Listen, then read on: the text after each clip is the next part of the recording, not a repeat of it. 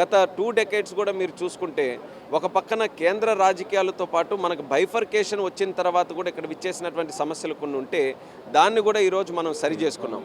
ఈరోజు ఎన్డీఏ ప్రభుత్వంలో ఉండడం వల్ల కేంద్ర ప్రభుత్వం ఇవ్వాల్సినటువంటి కార్యక్రమాలన్నీ కూడా మనం శాశ్వత పరిష్కారం ఈ 2 సంవత్సరాల్లోనే చాలా వాటికి కూడా ఏపీ రీఆర్గనైజేషన్ యాక్ట్లో ఉన్నవన్నీ కూడా ఇచ్చేసుకున్నాం. కాబట్టి ఒక పక్కన అక్కడ ఒక మనకు స్టెబిలిటీ వచ్చింది.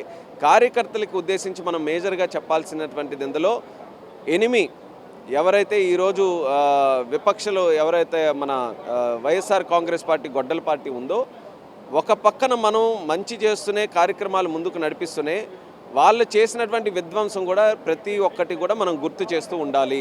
ఈరోజు గొడ్డల పార్టీ అనేటటువంటి ఒక ట్యాగ్ లైన్ కూడా మనం ఎందుకు పెట్టామనంటే విధ్వంసం ఎప్పుడు కూడా మర్చిపోకుండా నెవర్ అగైన్ అలాంటి పార్టీ కానీ అలాంటి నాయకులు కానీ వస్తే ఆ డ్యామేజ్ ఏ రకంగా రాష్ట్రం జరుగుతుందనేది 5 సంవత్సరాల్లో మనం చేశాం. కాబట్టి కంటిన్యూస్గా మనం గెలుస్తూ ఉండాలనంటే ఒక పక్కన మనం చేసిన మంచితో పాటు ఈ యొక్క గొడ్డలి పార్టీ చేసినటువంటి విధ్వంసం కూడా ప్రజల వరకు తీసుకొని వెళ్తూనే ఉండాలి.